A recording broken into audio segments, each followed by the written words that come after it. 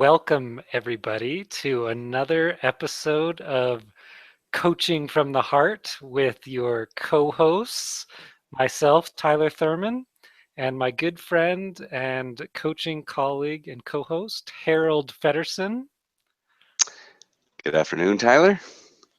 Harold, thanks again for joining me. And we're going to have a stimulating conversation on the topic of trust today. But before we get started on that, I want to just point people in the direction of how they can find us. So if you're interested in this conversation, if it piques your interest, if you get value out of it, and you want to work with this in a deeper capacity, you can find myself, Tyler Thurman, at www.coachtylerthurman.blogspot.com, and can find all my contact information there. And Harold, how can folks find you? Folks can find me on Facebook. My Facebook page is The Awakening Heart, or my blog, which is WordPress dot hearttohand.com, I think. Thank you. I think I might have had that wrong, actually. It might be hearttohand.wordpress.com. One of these days, it's just going to come out so smooth, it's One not even going to be one of these funny. days, I'm going to have it clear. Okay, so now that you know how to find us, the topic of the day is trust. So you and I both really wanted to have this conversation, just because it's a really interesting one, and I think it's probably most often thought of in terms of relationships, right? Because we think about trust most often, I think, in terms of I'm trusting another person. Um, and we say all sorts of things to do with trust, but I think largely we don't fully understand what we're saying, and what trust really means. And I think it's going to be really helpful for folks as we kind of dive a little bit deeper into this. But just to get us started off, um, and moving into direction, you know, trust, so we are in relationship with people, right? And we we develop this thing called trust. Um, so we it's like this rapport with people, right? Where I like you, you like me, and then we get to thinking that, oh, I trust this person. That's kind of a way that we frequently talk about it in our culture. Uh, we say, I trust you. Uh, and usually we just stop there, right? I trust you. I trust you. But my experience of trust is it's not that helpful of a thing when it's left to the imagination like that. When it's so general that you just say, I trust a person. Because, and we're going to dissect this more as the show goes on, but what are what are we trusting in them to do, right? Is it an action? Is it a way of, I trust you to be a certain way, I trust you to behave in certain ways? um, it's really interesting because oftentimes when you talk to people about it, they don't really know, right? And this actually kind of harkens back to one of our previous shows, the conversation about agreements and expectations, because we come up with all this stuff in our head, right, about how we think other people are supposed to behave. um, and then in the context of trust, we do that, and then it's almost another word for expectation on some level, right? It's I'm trusting or expecting you to behave in certain ways. And then, of course, the unspoken last part of that is so that I get to be okay, right? So it kind of comes back to us. So we talk about betrayal of trust, right? Where if you've done something that violates what I trust or what I expect, you know, then in some way I don't get to be okay. And it's really interesting conversation. So I'm going to toss it over to you, Harold, and just you can take Yeah, that I as think it is. that's the that is probably the most common way that we interact with trust is I trust you as long as you do what I say, which you just said makes it more of an agreement than a trust thing. But what's interesting about that is all of the power in that relationship then is in the other. Mm, So if my well-being or my happiness is based on your actions, then I'm in trouble because I actually don't have any power in that relationship. I'm sort of at the helm of your whims, so to speak. right. Absolutely. So it's a dangerous place to enter into. Yeah, it's kind Not of dangerous might not be the right word, but it's a dangerous game. danger. There's a sign. I It's saw kind of Wile E. Coyote. yes. Oh, that harkens me back to my youth. But anywho, so that kind of takes me back to the crux of a conversation that I often have with just about everybody I come into contact with that I get to talk with for more than 10 minutes is what I call the inside out conversation, or the inside out versus outside in, right? Which is um, really just a way of talking about how the human experience comes together. And we think it comes together, it comes at us, right? The world is the cause, and my experience is the effect.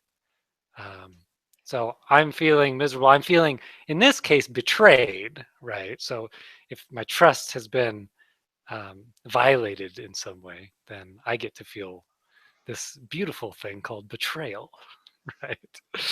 Uh, and so it looks like it's happening to me, but when in reality, and you were just speaking to this, Harold, um, what's going on is we've we've given our well-being, we've put it in your hands, right? We said, okay, I have this amazing capacity for inner peace and happiness and well-being and love that's always there. But you know what? I want you to control that. You take that. You you take the wheel of take, that. yeah, you take the wheel.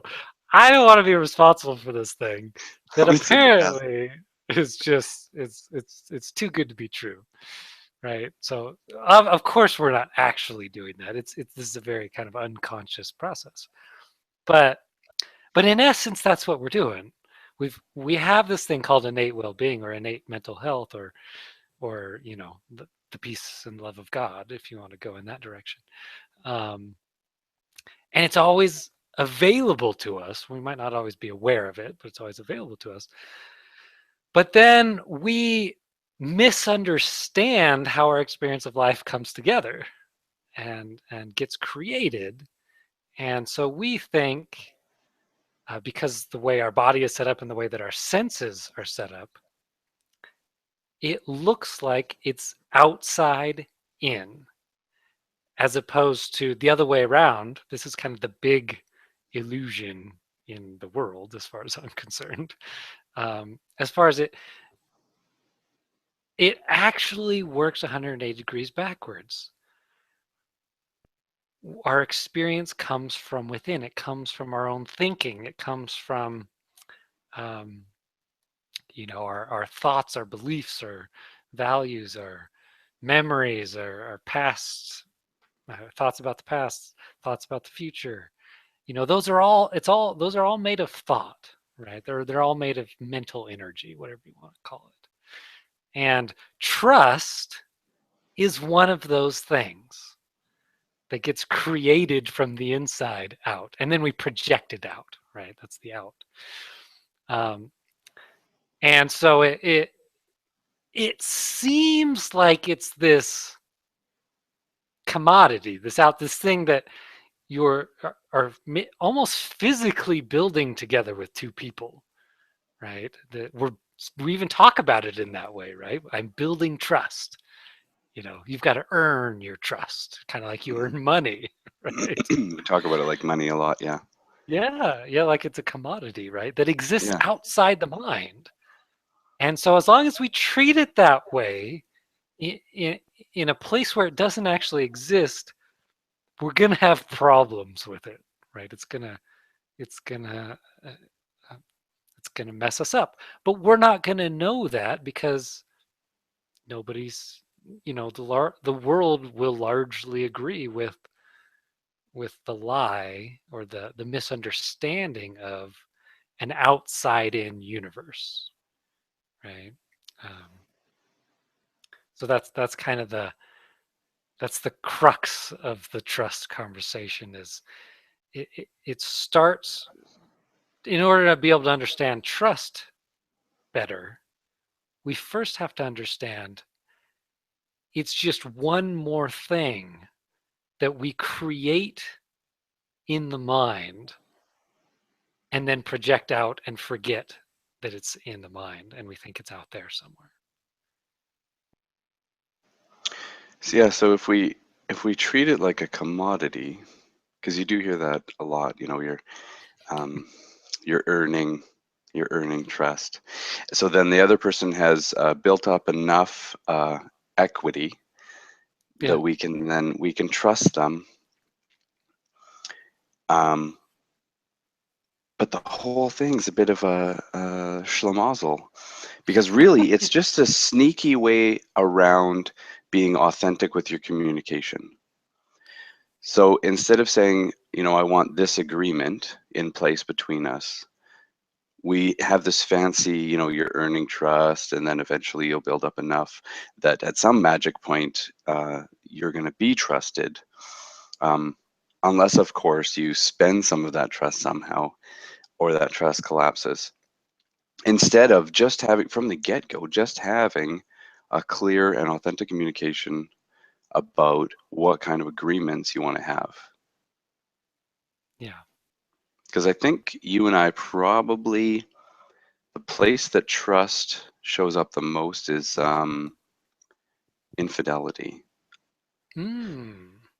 I think that's probably the one area where the conversation of trust always happens. It does tend to end up back there again Yeah. and again. Yeah. Which is that's just one form Hmm. of this symptom of misunderstanding trust, right? But Hmm. that's one of the best ones to um, either get lost in or really uh, transform your experience of relationships, is looking there, right? Because Yeah. it's going to be the hardest place to see the deeper truth here. Because it's the place where we most easily get comfortable in our victim suit, which is, if you are if you're interacting with another person from the type of trust that we're talking about, which is where the other person has your trust, then that is, you're the victim and they're the powerful one in the relationship. So that's where that dynamic shows up all the time, and you get to be the victim, which all of us are victim in some way in our lives still, no matter Right. how you know awake we are. It still shows up. We're going to gravitate towards that because that's what the ego mind craves, right? Absolutely. Is victim, and its favorite uh, lunchtime snack is is, is righteous indignation, right? Mm. Oh, it goes down smooth. Give me some crackers and righteous indignation. That's right. Spread it on thick. Yeah, that's a good one. Yeah, basically what happens, right, is I mean, it can take any number of forms, like we just said, but there's an expectation in our minds, and by the way, you might have actually had this conversation with them too. It doesn't have to be that there's never been an agreement in place, but so we build up these expectations, and then we either speak them aloud or we don't. But in the case of infidelity, let's give the simplest one, right? Because it can be all across the board as far as where people cross the line of trust, and we can talk about that more in a minute. But so we get the expectation, we say, okay, basically to ourselves, right? If you do this, I will no longer trust you. That's kind of that's a basic form of it. And what happens is the other person does the thing, right? So in this case, has sex with another person, right? While under a marriage contract, or you could just be boyfriend girlfriend, or boyfriend girlfriend girlfriend. And what we don't realize is this is all to do with our own well-being, our own innate mental health, our own peace of mind. That, in the beginning of the show, we talked about, I've given that away. So in essence, when we're saying we trust somebody, and in this case, when we're saying, I trust you not to have sex with this other person, what we're saying is, if you do, not only can't I, quote unquote, trust you, but I can't be okay. I'm not okay with that means I won't be okay. So, okay with that, you can just stop with okay, right? I won't be okay. I'm not okay if you do that. And that, on the most fundamental level, the level of spirit, right? That's not true. It might feel true in the moment, and that's okay. I'm not saying that's a bad thing. But it's important to look back towards the source of it all, which is I've I've attempted to give my well-being away. Now I haven't actually, but I functionally have, right? And it it doesn't mean that you have to condone their behavior or say, oh, that's totally fine, it's no big deal.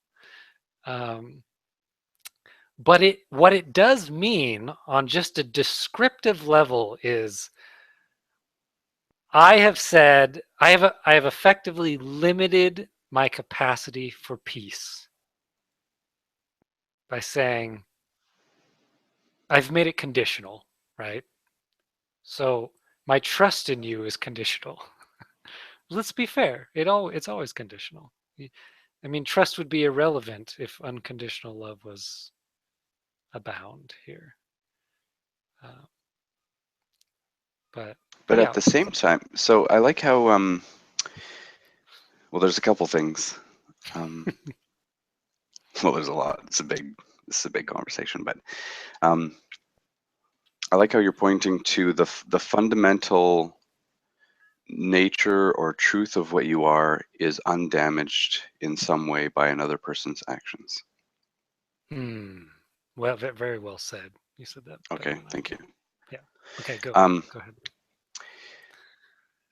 But if there is an agreement in place, because we talked about this during the agreement conversation, or maybe we didn't, that a lot of relationships are based on just an unspoken understanding Right. that that you don't go out and in this case have sex with other people.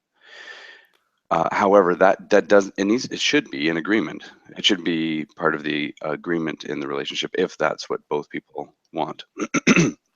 But what Right. I hear you say, And by the way, I was just going to put in real quick. It could be I'm not going to do business with other people. I'm not going to, it could be another context. But yeah, go ahead. yeah, it could be, as a part of an agreement of friendship, you know, Absolutely. that you talk to me first before talking to other, whatever. Yeah. I'm not going to be friends with this other person. No, I'm just kidding. It could be that. So there's once the agreement has been made, um, it what I hear you saying is in no way does it diminish the pain that this agreement has been broken, right? Mm, There is the there is the pain in that if two people make an agreement and then one person doesn't keep the agreement, there is the sort of human the pain of it. Um, However, if it's as an agreement, then you get to decide where to go from there as well. So you can choose to stay in the relationship or leave the relationship. Um, whatever's going to serve you best. right. Yeah. Yeah. It's a, I believe we did talk about this, but it's an opportunity for us to go deeper with it, right? In the agreement expectation conversation. It allows us, so basically our relationships are based on agreement. Like largely, if we can't consistently keep our word, it's it's difficult to be in a relationship in any shape or form, really. Hmm. Right? Um, and it's just coming to mind right now. Actually, that could be a reason why we don't want to have the conversation, Yeah, because we on some level we know if we have it and they break it, we have to hold ourselves accountable then to the we agreement we have want. like very clear confirmation that I can't continue on. But like this, Hmm.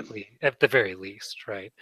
Um, Now, if you looked at that more closely, you'd see that's not a problem. That's a really beautiful thing. um, but there does tend to be that sense of betrayal, right? Hmm. I don't, however, necessarily think that that's natural.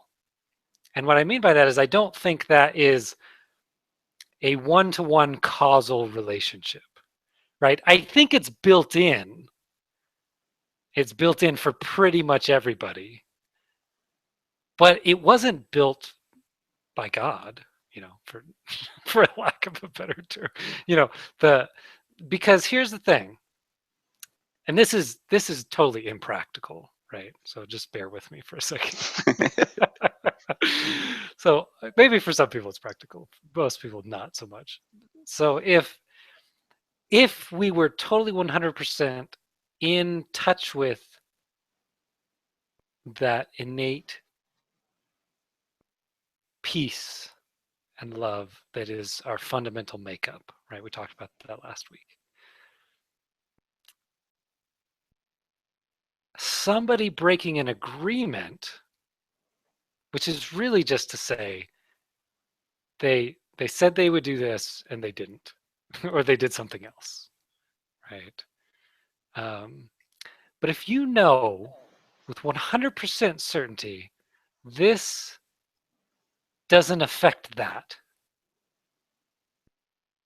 this agreement that has been violated or breached, or however you want to talk about it, has zero to do with this well-being, peace of mind, love of God thing over here.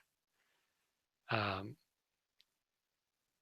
I don't think betrayal has to go with it. A sense of betrayal, a feeling of betrayal, like, oh, you've hurt me. Because that's when I think betrayal, I think, oh, you've you've emotionally stabbed me in the heart, Mm. right? And you've hurt me. You've done the unthinkable. You've done, in some sense, the unforgivable, right? That's another way we think about betrayal. Um, Now you might be thinking of it differently, so I'd love to hear. Well, when you when you put it that way, it makes me realize that the word betrayal, in the way that we're using it, is a victim word. Absolutely. You have betrayed me. You Yeah, did this to me. You victimized me. yeah. And the way I'm looking at it is, we had an agreement. You broke the agreement, and I'm heartbroken. Not from a place of victimhood, but from the place of my heart is broken because of the loss of what we had in our agreement. Hmm. Do you see what I'm saying there? Like the Which heart. was which was what, by the way? Oh, sorry, say that. What do you mean there? So what you said of what we had in the agreement, which Oh, so whatever the agreement was, it could be business, could be the, um, it could be any agreement in any kind of relationship. If the agreement is in place and the other person breaks it, uh, it's natural and very human to have the heartbreak that goes with it. But not the heartbreak from, like, I'm a victim and you did this to me, just the heartbreak in that actually something sacred that we've agreed to is hmm, lost. right. Um, So I'm curious. This is great, right? Because this is where Harold and I we differ sometimes. Um, and oftentimes it's just linguistic issues, right? Because we and that's the beauty of human relationship, right? Is we think with words a lot of times, and you say one thing like betrayal, and I say, oh, betrayal. I know that word. And or things like heartbroken, right? Which is what I'm going to ask you about next. mhm. Um, and we mean very different things because I mean we think just every once in a while things get lost in translation, right?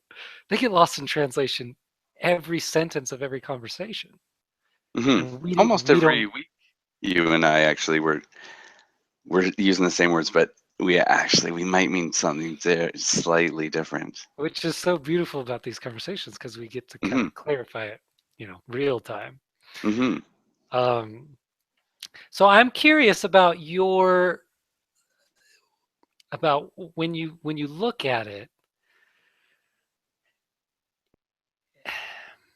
because I get what you're saying on a practical level, of course. Like, and Hmm. I would never make anybody wrong for feeling betrayal, whatever that feeling is. It's an upset. It's a. I think that in a lot of senses, what you're talking about is grieving. Um, Yeah, the grieving. Yeah, that'd be a good word for it. Grieving yeah. the loss. So if you and I had an agreement of some sort, so let's say that we wouldn't talk about each other behind each other's back, and then you find out I've been talking to Johnny about you. A Um, lot of dirt. yeah, this is actually, it's a little bit too shallow, um, No, this is relevant for people. but if one of us broke that agreement, there is that, because we had an agreement. If you if you're honest, if truth is important to you, um, and two people have arrived at an agreement, then when one person breaks the agreement, there is a grieving because there was a sacred sort of bond that was brought into the spoken word. Mm. Um, and in that sense, if that agreement is broken, then there is there's loss. That sacred thing has been broken, and then the grieving would be a natural human consequence to that. Yeah, yeah, so yeah, for Is sure. that what you So mean? yeah, and so the only part that for me looks different is nothing meaningful can be lost. So this goes back to that conversation about the essence of who we are. Because to me, when I look at more and more when I look at my relationships, and I say, oh, I love that person so much. More and more, I'm realizing that love, that thing. So whatever it is that you're talking about, this sacred thing between us. To me, it doesn't actually look like it's between us. It's actually in both of us all the time. And so I get we can kind of sever the physical manifestation of that, but we can't harm the heart of it. So the form of the relationship can change, right? So, you can part ways, you can see each other, spend less time together. Um, but the love and the beauty that you experience, that I experience in those relationships, that's in my experience, it's of a divine nature, which to me looks like it supersedes an agreement being met or not met. Yeah, I see what you're saying. Yeah, there's at our most fundamental sort of place, the essence of our being is not damaged or injured in some way. But I don't know if you've ever heard the 1 + 1 = 3. I think I, I could be wrong, but I think I remember it from Taoism or Yeah, Zen. I've heard that in the slightly different 2 + 2 = 5. Okay, it was you that we had. Okay, because I wasn't sure if you and I had this conversation or if I had it with someone else. Yeah, So, absolutely. um, so when two people come together in whatever form their relationship is, business, personal, friend, romantic, whatever, when the two people create an agreement together, that's the 1 + 1 = 3. That's the 3. So if the agreement is broken, there actually is something lost. There is the something that was created when those two beings came together under that umbrella.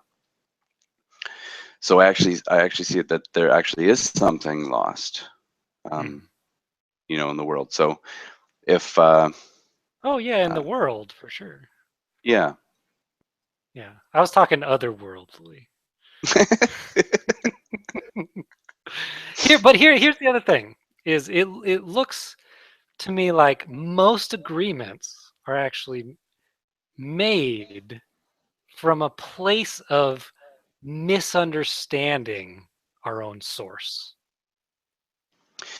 yeah, or most at agreements. least trust, right? In the trust conversation, I need to trust you so that I can be okay, right? Yeah, most agreements are made based So on yeah, if there was this beautiful pure agreement made, the kind that you're talking about, damn, I would be upset about that going away. right. Yeah, actually, there's a thing that we didn't even I didn't even realize was there. Yeah, most agreements are made from the well, most agreements when we're living. Most agreements are, I was going to say most agreements are made from our They're egos. from the ego, which is what Yeah, I'm pointing towards as nothing really has been lost there. It's been uncovered. yeah. The truth of it has been uncovered, Which essentially. which is also why it doesn't become an agreement usually because an agreement requires that we be responsible. Yeah, so it usually just remains an expectation. Yeah, an unspoken expectation, of course. So you can hold it on someone. Yeah, and so we can have that second dish of righteous Righteous indignation. indignation. We can have our dessert also. Have your cake and eat it too. Yeah. Yeah. So go ahead. You were going down a line of thinking there. No, that was the end of it. That 1 + 1 = 3. Which is yeah, that's interesting because actually I think yeah, that's so funny because I actually think when I make agreements, they they're usually from a very deep place. Hmm. So it is like for me, it's like a So it's sacred arrangement. yeah, which is interesting, right? Because that's the way that you've set it up for yourself, Right. and I have it a little bit different, which is again really cool for people um, to see that difference because it's you know it's real life, folks. Hmm. um, so, but going back to just the trust part, um, I wonder if you could talk a little bit more because one of the things you brought up, uh, which you said you learned from me, but I just want to hear your your side of it, which was trust is. I guess we've been speaking to this the whole time, right? But trust as an illusion, right? Trust as it's kind of a cover for right. It's this, and you actually spoke to it. What was it that you said? It's which was really cool the way you put it. It's a way of something about victim being. It's like it's almost like a shield or this thing we get to. It's a way we get to hold on to our victimization Yeah. because trust is, and so it's not. We think trust. We've built it up in our society, in our culture, as this. It's this thing, this really important thing, this end all be all, um, that is necessary for a wonderful relationship. Now, it's going to depend on how you hold trust in your mind, right? Yeah. Is it coming from a place of love? Is it coming from a place of fear? That's going to depend a lot on. So it's going to largely be linguistic, but for most people, most of the time, trust is a victim mentality. And it's a all that means is it's a misunderstanding of self. Yeah. It's a misidentification It's yeah, of what you absolutely. are. Yeah. Right. It's a misunderstanding, misidentification of who we are. We don't need to trust in other people to be a certain way for for anything other than logistics. Right? So here's the way I hold trust now, and it's kind of an evolving thing, right? But for me, and of course I still come from the victim, like I'm still a human being, right? I still have all the stuff we already talked about. But as it evolves for me, as my understanding deepens, trust looks more and more like I trust people to be people. I trust you to have access to the mind of God or peace and love at the highest level. And I also trust you to have an ego mind. And at its worst, our ego mind is pretty shitty. And it does some pretty shitty things to other people oftentimes, right? Out of insecurity, fear, anger, upset.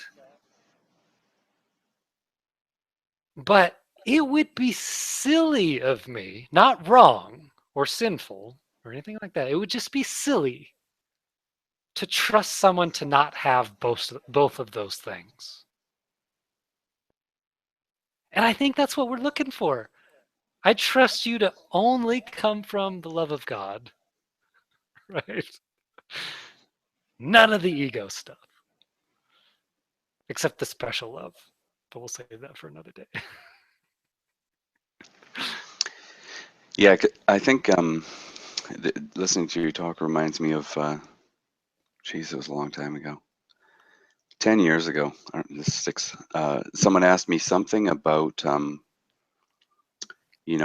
was something to do with work, because I was unsure of what my next work was going to be. Mm. And I remember saying to them, no, the universe has always got my back, you know?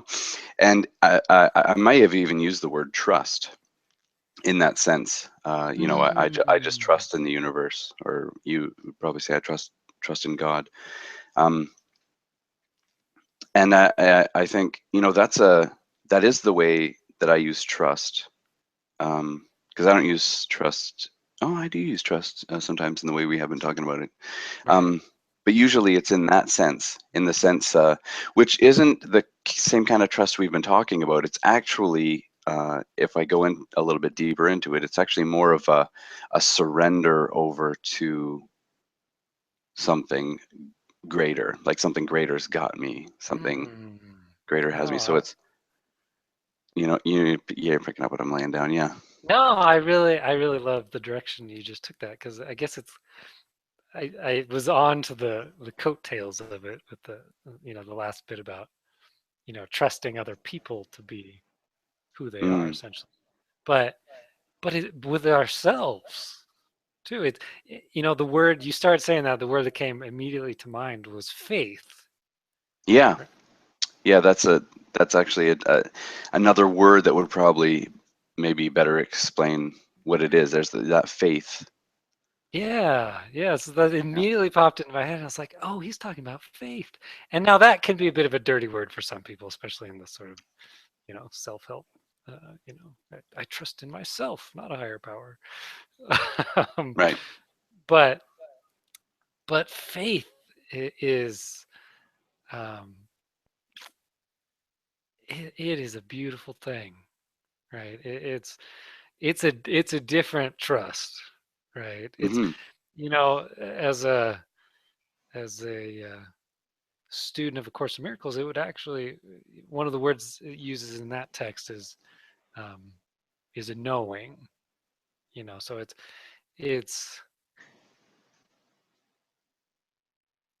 it's a we kind of talked about it, coming the usages of trust, or in this case faith, can either really come from those two places of love and fear, right?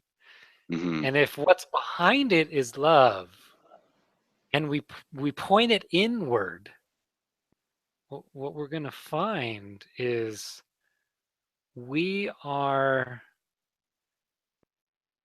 we are hooked up, we're cared for, loved by, if you're not particularly religious or spiritual, you could call it your higher self. um, you could call it God, you could call it spirit, you could call it mind. You don't have to call it You anything. don't have to call it anything. Like just the way you said it, we are loved. we're, You just yeah. feel into that, and it is, we could, we could use the word trust, we could use the word surrender, we could use the word faith. Yep. They're different flavors of kind of the same thing in Right. the way that we're using trust in this part of the conversation. Right. Absolutely. And um, that's a usage of that trust that's not born of victimhood, right? It's not born Right. of um, righteous indignation.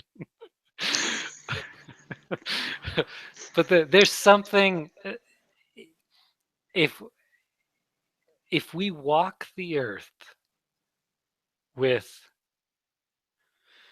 a trust or a faith or a knowing that it could just be that thing I was talking about in the beginning, about this kind of an innate peace, or this thing that is at the core of who we are, that most of us are very out of touch with, and largely have amnesia about. Um, but it makes all of the difference in the world. In fact, it's funny, you and I were talking about doing a show called "The Difference That Makes the Difference," and Mm, we might still have to do that. But in my mind, the difference that makes the difference for us human beings is not a belief in a higher power, but I like the word faith, a faith, an experience, a knowing. yeah, I like knowing in the way that you're talking about this because it is. Well, see, here's language, right? For me, faith can be a little heady, whereas Yeah, yeah. knowing, which can be heady for other people, for me, the word knowing is almost like you know it, like your body, everything just knows it Mm, to be so. yeah, yeah. It's just and it's protect. One of the ways I talk about sometimes, or one of the manifestations of it is wisdom, right? Is just um, a sense of being taken care of. That's why not necessarily worldly, Hmm. um, physical form, right? That gets confused a lot. I think like, oh, I'm going to be taken care of means I'm going to win the lottery, or I'm going to, you know, my cancer is going to be healed, or any it could be any number of things, right? Um, it doesn't necessarily mean that, but that doesn't mean that it's not wonderful, right? Because we can experience the beauty of who we are, the beauty of where we came from, where we've come from, our creator, um, in any moment, in the midst of any situation, right? And there's, those of you listening will almost certainly have an inkling for that knowing, right? Sometimes we talk about as the ring. What he's saying has the ring of truth. We don't know why. It sounds true. So it's somewhere in the recesses of our forgetfulness, something we've forgotten about ourselves that's true, that we have an invulnerable spirit, a boundless spirit made of love. Um, I don't, yeah, like you said, like we both said, I don't care if you call it God, I don't care if you call it spirit. Something is there in us. I've never met anyone where it didn't exist, and that includes people who've done some pretty awful things, right? And that largely just means they're, in particular, they're particularly out of touch with that part of themselves. But that's a conversation for another day, I think. So Harold, anything you wanna add to that? I think that's kind of a. I'm trying to think if there's anything else about trust that we want to cover. It feels like it feels good. Yeah, yeah, fantastic. So as always, we're going to leave you there. But as always, if you've enjoyed this conversation with Harold and myself, I know I have. Um, Me as well. um, but if you have out there in the webiverse, uh, then feel free to reach out to either Harold or myself or both. Him and I both do this kind of work professionally. So we work with people one-on-one, groups, businesses, um, to basically as a guide on a journey to self-discovery, right? Part of this conversation about trust is just discovering more about ourselves, and what we do with our own thinking, and then what's underneath that, that's sometimes awful, and if you go a little deeper, it's always beautiful. So if you want to take that journey with either of us on a deeper level, then you can reach me, Tyler Thurman, at www.coachtylerthurman. That's tylerthurman.blogspot.com. And you can find all my good contact information there. And Harold, how can people reach you? Through my blog is one place, heartttohand.wordpress.com, or my Facebook page, The Awakening Heart. All right, fantastic. So until next week, thank you for joining us, wherever you may be in the world, and with all the love in the world. We'll see you next time.